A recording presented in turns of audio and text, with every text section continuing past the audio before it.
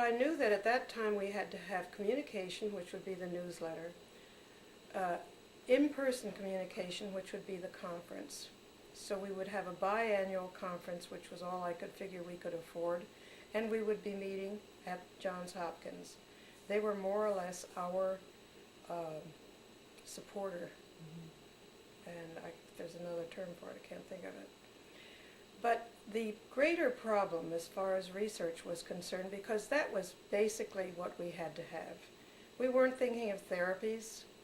We were thinking of diagnosis, but diagnosis was secondary because in order to have diagnosis, you'd have to have what actually constituted a diagnosis at that time.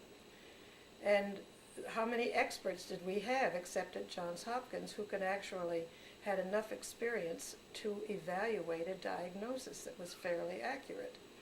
So we had no written literature to hand out to people or to mail to people.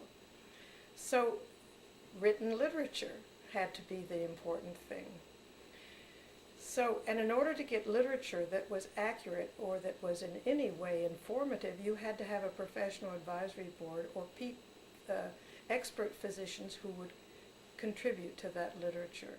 The first come up with the idea of having the professional advisory board, that was written into it when they first formed at McCusick's in 1979. And Reed and Victor McCusick were the initial obvious members. So you inherited them? I inherited them. Okay. And I inherited the support of Johns Hopkins.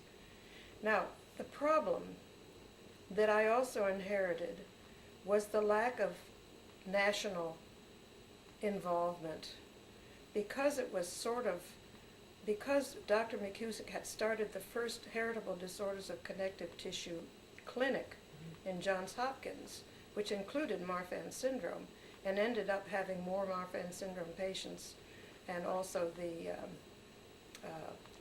dysplasia patients. Dysplasia people? Okay. Yeah, short stature. The little people. Yes. So that in that sense, that was sort of the premier center. It was the premier center for these disorders at that time in the United States or in the world, probably. The danger was that that Johns Hopkins had already sort of sealed the place for Marfan syndrome research, and it was perceived by others around in the United States that perhaps there wasn't a place for them for Marfan. Maybe they weren't needed. Maybe that was all that was necessary for Marfan syndrome. So that there wasn't an interest or support nationally from the other medical centers of involving themselves in research on Marfan syndrome.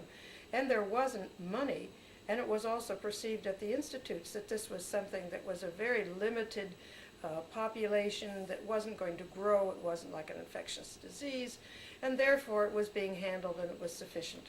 So there was no money for the researchers to get interested in researching Marfan syndrome, even though they had no diagnostic tool, they had no therapies.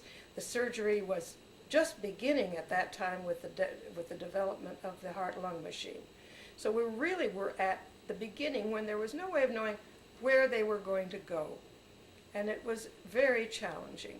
So what we had to do is try to get the interest of the greater community. So one of those ways was encouraging people who were interested in these disorders and in Marfan syndrome to join the professional advisory board, in order not only for them to bring their expertise, but for us to give them our expertise.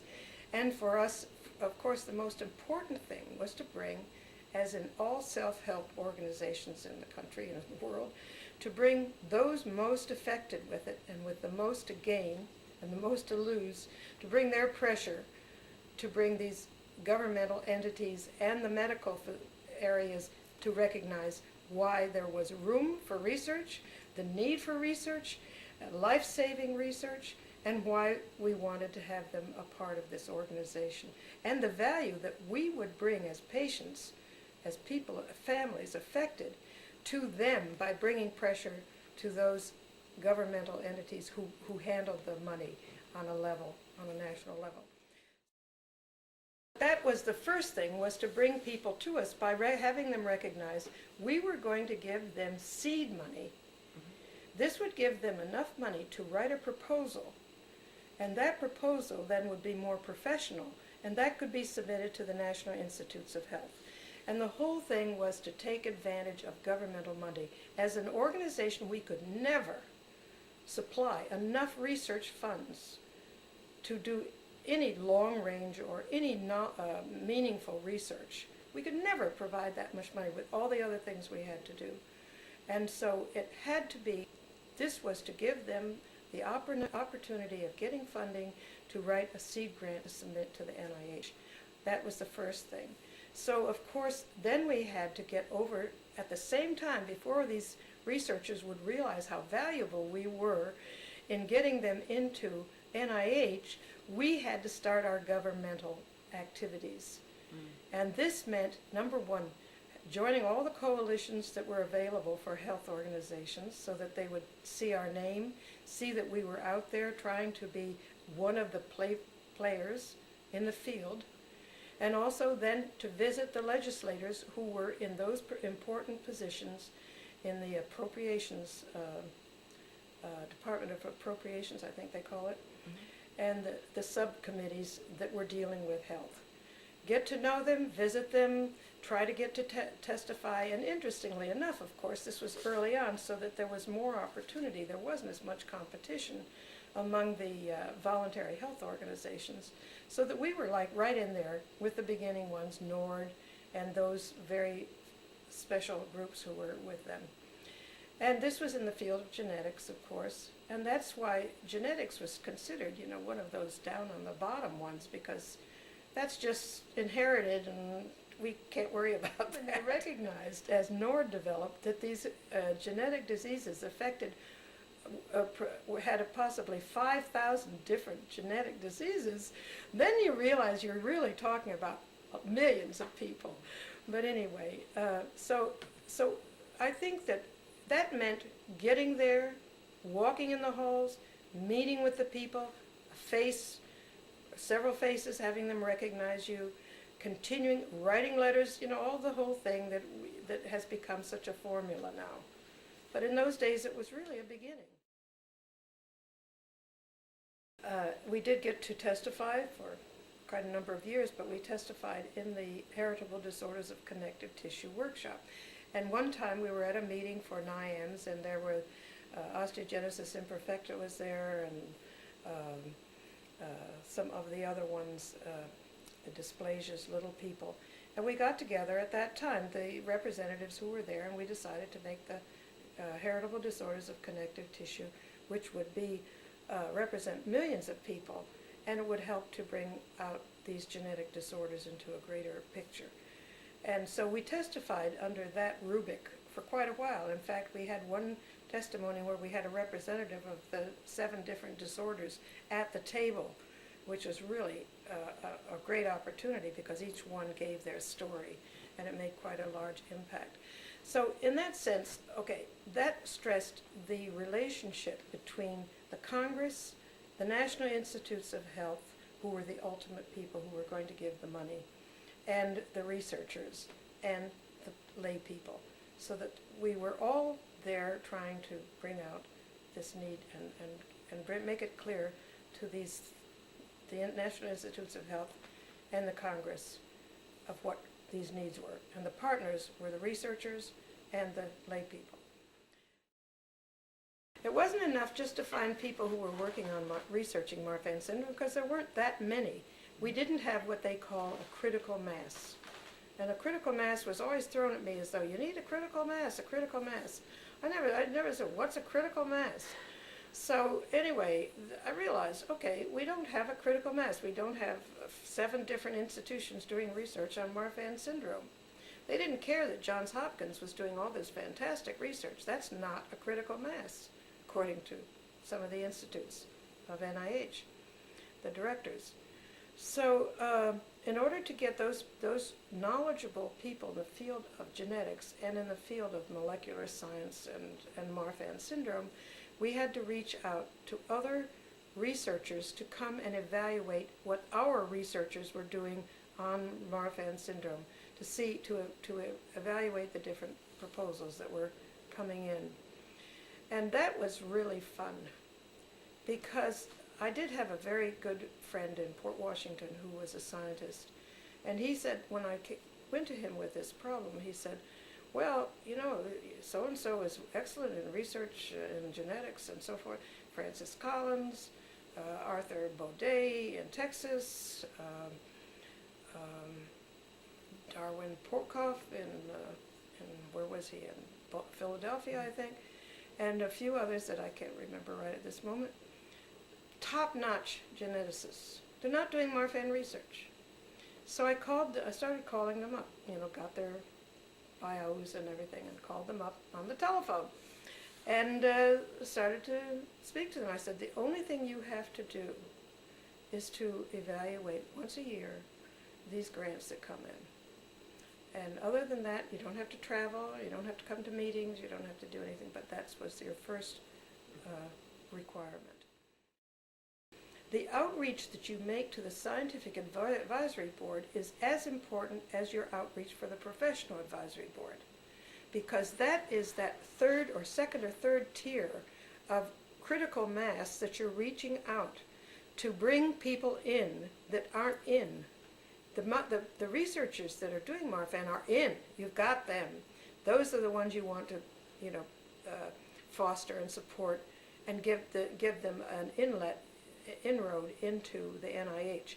But the Scientific Advisory Board is even more important in long-range planning of bringing those people in and their institution and their circle of researchers, some of whom may be really looking for something that they can call their own, which might be Marfan syndrome. Well, working in the library, I had all the books there. So actually that's what I did, was just find the sources. I went into the directory, the government directory of NIH, and I found, oh, here are all the institutes. This is what the institute is for. This institute has a mission for this one, this one, this one. And then I would look at the grants that were being given out and what institute was funding them and so forth. I mean, this is all available in the library. It just meant that I had to look at it and look for it.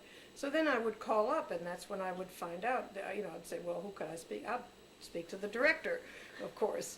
And so eventually and you know, they are very accessible.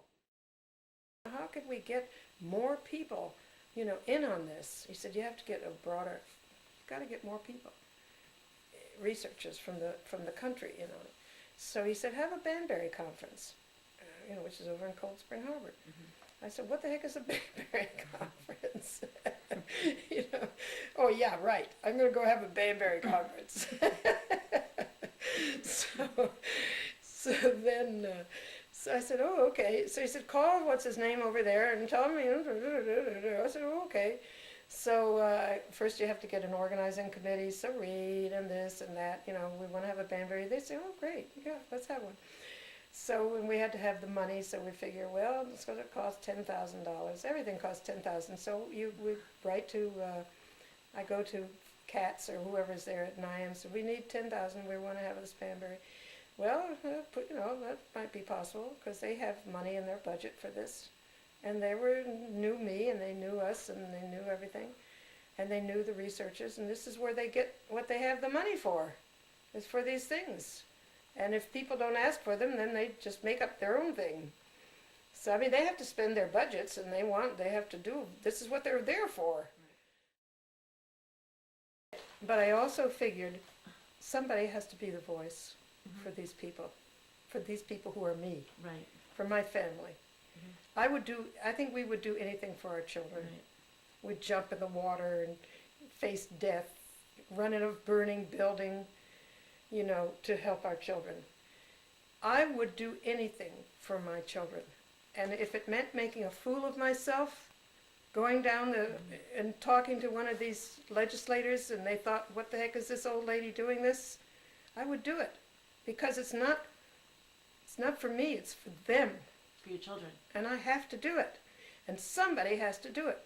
And everybody, if everybody did it, we would be like, you know, and it doesn't take a lot. You know, even sitting here now, I try to write, what do? I write a letter to one of our researchers because I want him to know that they're appreciated.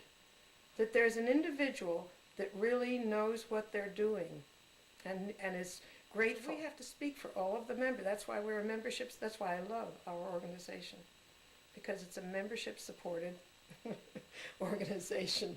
I mean, unfortunately, the members don't support it as much as they should, because they don't realize how powerful this organization is, because it's their organization. It's the opportunity they have of speaking on their own behalf, and that's important. But that I still have the greatest enthusiasm and the greatest joy out of seeing this accomplished. The challenge is exciting, and it's so rewarding, and it has been all my life. And when I come back to it occasionally, I see all of the wonderful things I'm missing.